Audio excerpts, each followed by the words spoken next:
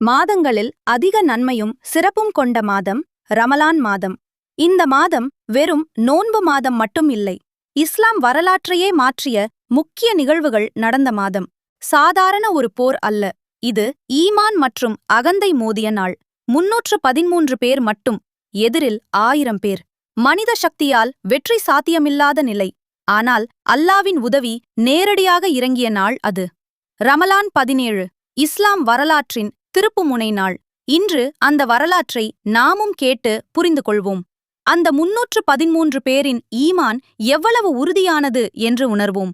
மனித கணக்கில் முடியாத ஒரு வெற்றி அல்லாவின் உதவியால் எப்படி சாத்தியமானது என்று அறிந்து கொள்வோம். ரமலான் 17 நம்பிக்கையின் வெற்றி நாள். ரமலான் 17 இது சாதாரண ஒரு நாள் இல்லை. 313 பேர், ஆயுதம் குறைவு, உணவு குறைவு, எதிரில் 1000 பேர், படைத்திறன், ஆயுதங்கள். மனித கணக்கில் பார்த்தால் இந்த போர் ஆரம்பிக்குமே முடிவு தெரியும். ஆனா அல்லாவின் திட்டம் வேற. இன்று நாம் தெரிந்து கொள்ளப் போவது இஸ்லாம் வரலாற்றை மாற்றிய நாள். Battle of Badr. ரமலான் 17 பத்ர் போர் நடந்த நாள். முழு கதை. மக்காவில் முஸ்லிம்கள் பல வருடங்கள் துன்பம் அனுபவித்தார்கள். அடிக்கப்பட்டார்கள், அவமானப்படுத்தப்பட்டார்கள், சிலர் கொல்லப்பட்டார்கள்.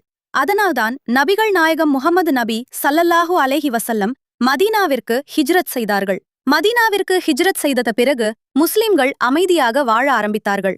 ஆனா மக்காவிலிருந்த குறைஷ் மக்கள் இஸ்லாமை முழுவதும் அழிக்க முடிவு செய்தார்கள். ஆனா மக்கா மக்கள் அமைதியாக விடவில்லை.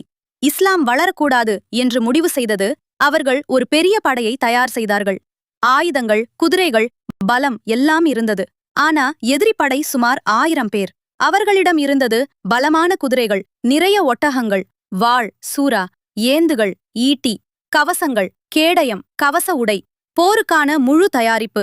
அவர்கள் அனுபவம் கொண்ட போர் வீரர்கள், போர் செய்யவே வந்தவர்கள். ஆனா முஸ்லிம்கள் 313 பேர் மட்டும். அவர்களிடம் ஆயுதங்கள் குறைவு, குதிரைகள் வெறும் 2 மட்டுமே. மனித கணக்கில் பார்த்தால் இது சமமான போரே இல்லை.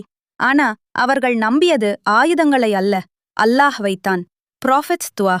போருக்கு முன் நபிகள் நாயகம் முஹம்மது நபி ஸல்லல்லாஹு அலைஹி வஸல்லம் முழு இரவும் துவா செய்தார்கள். அவர்கள் அழுது கொண்டு கூறினார்கள், யா அல்லாஹ், இந்த 313 பேர் தோற்றால் பூமியில் உன்னை வழிபட யாரும் இருக்க மாட்டார்கள். அந்த அளவுக்கு இது முக்கியமான தருணம். அபூபக்கர் ரலி அவர்களும் அருகில் இருந்தார்கள். இங்க நாம் என்ன கற்றுக்கொள்கிறோம்? கஷ்ட நேரத்தில் முதலில் துவா. மனித உதவி அல்ல, அல்லாஹ்வின் உதவி. Divine help. சூரத்துல் அன்ஃபால். குரானில் அல்லாஹ் கூறுகிறான், உங்கள் இறைவனின் உதவியை நாடியபேது அணி அணியாக உங்களை பின்பற்றி வரக்கூடிய 1000 மலக்குகளைக் கேண்டு நிச்சயமாக உங்களுக்கு உதவி புரிவேன் என்று இறைவன் உங்களுக்கு பதிலளித்தான். நான் உங்களுக்கு 1000 மலக்குகளை உதவியாக அனுப்புகிறேன். மலக்குகள் உதவ வந்தார்கள். முஸ்லிம்கள் தனியாக இல்லை, அல்லாஹ் நேரடியாக உதவி செய்தான். இது சாதாரண போர் இல்லை, இது ஈமான் எதிராக அகந்தை. போர் ஆரம்பமானது. முதலில் சில வீரர்கள் நேருக்கு நேர் சண்டை போட்டார்கள். பிறகு முழு தாக்குதல் ஆரம்பித்தது. முஸ்லிம்கள் பயப்படவில்லை. ஏன் தெரியுமா? அவர்களுக்கு உள்ளத்தில் இருந்தது அல்லாஹ்வில் முழு நம்பிக்கை. எதிரிகள் அதிகம் இருந்தாலும் அவர்கள் மனதில் பயம் வந்தது. போர் எப்படி நடந்தது? முதலில் டூயல் நடந்தது. பிறகு முழு தாக்குதல். முஸ்லிம்கள் எண்ணிக்கை குறைவாக இருந்தாலும் அவர்கள் உள்ளத்தில் இருந்தது தவக்கல், அல்லாஹ்வில் முழு நம்பிக்கை. முடிவில் என்ன நடந்தது? 1000 பேர் கொண்ட படை தோல்வி, 313 பேர் வெற்றி. அபூஜஹல் போன்ற பெரிய எதிரிகள் விழுந்தனர். இது இஸ்லாம் வரலாற்றின் turning point. Why Badr was important? 1. முஸ்லிம்களின் தைரியம் உலகிற்கு தெரிய வந்தது. 2. மதீனாவில் இஸ்லாம் பலமாகியது. 3. குறைஷ் அகந்தை உடைந்தது. இந்த வெற்றி மனித சக்தியால் இல்லை, அல்லாவின் உதவியால். இந்த வெற்றி ஏன் முக்கியம்? 1. முஸ்லிம்கள் தைரியம் பெற்றார்கள். 2. மதீனாவில் இஸ்லாம் பலமானது. 3. எதிரிகள் புரிந்து கொண்டார்கள். இது சாதாரண சமயம் இல்லை. லெசன் 1. எண்ணிக்கை முக்கியமில்லை, ஈமான் முக்கியம். லெசன் 2. கடின நேரத்தில் துஆவை விடாதீர்கள்.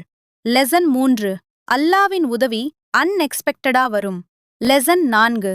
சிறிய குழுவும் உலகை மாற்ற முடியும். ரமலான் 17 இது வெறும் வரலாறு இல்லை, இது நமக்கு ஒரு மெசேஜ். நீங்கள் அலோன் என்று நினைக்காதீர்கள்.